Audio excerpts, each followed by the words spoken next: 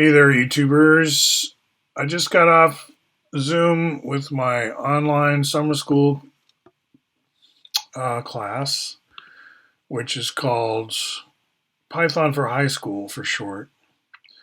And we do some Mandelbrot. This was the grand finale where I have pumpkins, snakes, and eyeballs. It's a little bit hard. I'm going to zoom out a little bit. This is kind of a distorted looking Mandelbrot, given that I'm in Jupyter Lab that doesn't really like this way of, zooming way out like this. Oops. So this is using ASCII art, this Mandelbrot. It's all made out of, let's make this bigger. It's all made out of @ signs, this symbol here, and spacebar. And what I do is I show them various packages that I think are going to be helpful in high school. And one of them, of course, is NumPy. And I show how to take a million cells, basically the section of the complex plane where the Mandelbrot will appear. And I go through this trademark Mandelbrot generating strategy 10 times, and lo and behold, I've got my Mandelbrot, right? Just a couple more steps, and there it is. So we talked through that way of doing it. This is summer school. We're not expecting a lot of homework or anything like that. It's like, if you want to play with these things, here's an overview, here's how it all works. And then it would be more like offline, not during school, that we would play with these things, right? So the Mandelbrot is what we were just looking at, that page.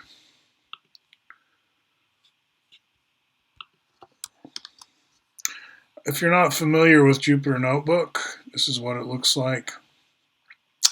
And I kind of have an overview of all kinds of topics that I would consider high school math topics. It's basically whatever's on a scientific calculator is fair game. And then, as you know, this being Oregon Curriculum Network, when we get into the geometry and the polyhedrons in particular, we don't bleep over the Bucky Fuller contribution, right? We like that because it's historic. In other words, it's current contemporary events.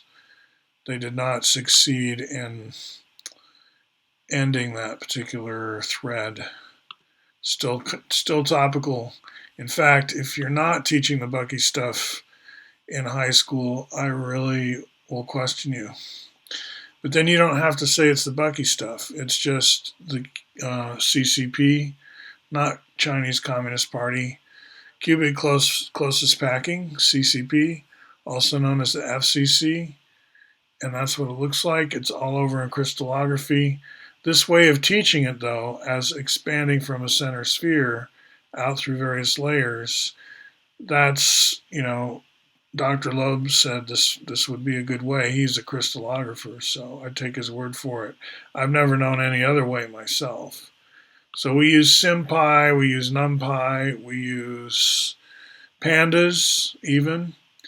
We use it for its plotting abilities. And we use SymPy for its ability to expand, say, algebraic equations and to solve them.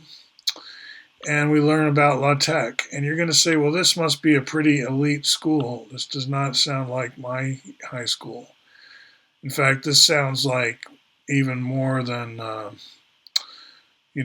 this sounds way above most high school, in fact. And I'm saying, yeah, I agree, it is. I went to international schools. I got a very good education. I went into Princeton based on that. So I'm trying to bring to my Silicon Forest abode a better, stronger math curriculum. And you might say, well, the kids around here aren't up for this. And that's more, it's like, are the teachers up for it? Because you have infinite YouTubes to back up any of these topics. And it's all about giving people enough time and space also.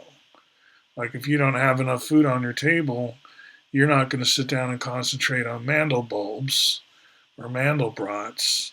And people complain that school as an institution should not be required to give you personal wealth or the ability to have a good workspace where you actually have a computer.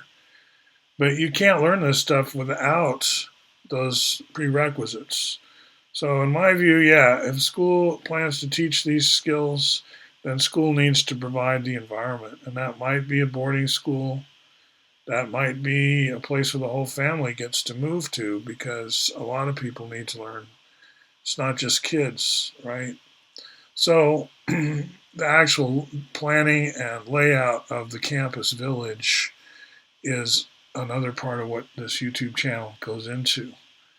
But we're setting the setting the bar in terms of what technology we want to use. It's not sufficient to use a calculator.